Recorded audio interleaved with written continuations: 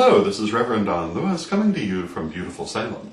And tonight I wanted to take a question from GreenGate777, who asks us how we can reconcile the idea of reincarnation with the idea of the eternal ancestors. And of course the complexity of this subject defies the short format of a vlog, but nonetheless we will try to answer it. However, for those of you who really want to study our Correllian teachings about the soul in greater depth, I recommend the Witch School degree books, particularly third degree, where we talk about the nature of the soul at great length. And basically the answer to this question comes down to the idea that our conscious mind, our point of consciousness in this world, is only a tiny portion of our soul, which is much larger and more complex than our present personality and understanding. It's not unlike the tip of an iceberg. Only a tiny portion of the tip is showing above the water, but below the water there is much more. And our belief is that the soul itself is very complicated and has many different tracks all running at one time, of which this present life is only one. Now, part of this idea is the idea that all time is really simultaneous, that our perception of time is a way that we order our experiences, but that in spirit, the sequential nature of time as we know it does not necessarily exist, or at least does not exist in the same way. Part of it also has to do with the idea that not only do we have many different incarnations, but they're not necessarily always sequential. In Correllianism we teach that deity is like a diamond, that it's one stone with many facets. We also teach that at creation, the goddess separated many souls off from herself through the medium of the monads, which is to say that each monad and each soul is basically a successively miniaturized version of goddess herself. Or in other words, they too are not unlike a diamond. They may be one soul, but they have many, many facets. Some people also describe the soul as being not unlike a wheel with many spokes. What does this mean? As far as this conversation goes, what it means is that the soul does not necessarily have only one train of thought, only one train of being, but that in fact it can have many going at once.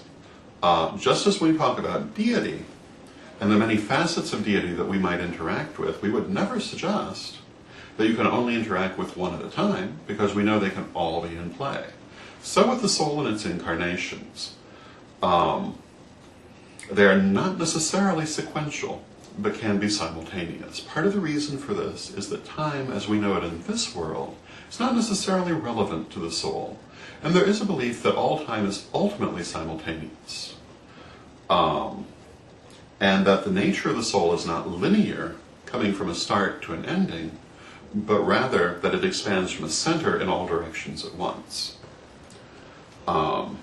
Consequently, we would say that the soul can have existences simultaneously, not only as an ancestor and an incarnation, but as many of each.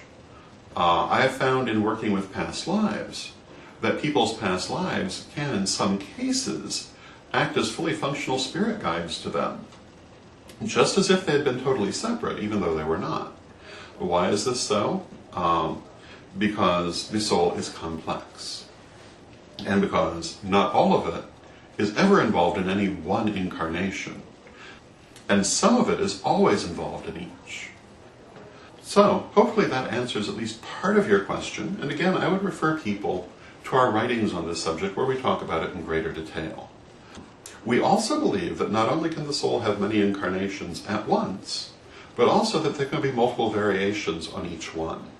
That any given lifetime will explore not only one train of being, but that there are many different places at which they will be at variance with one another. For example, there are those who will say that every major choice that a person has to make in their life, one aspect of their soul will take both choices.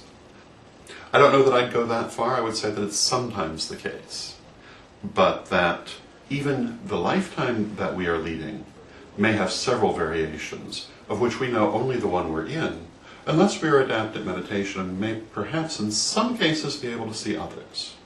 And similarly, our soul has not only this lifetime running at this time, but may have several. So, again, it's a very complex question, and we believe the soul is a very complex thing. I hope this helps to shed some light on our teachings, and until next time, may you blessed be.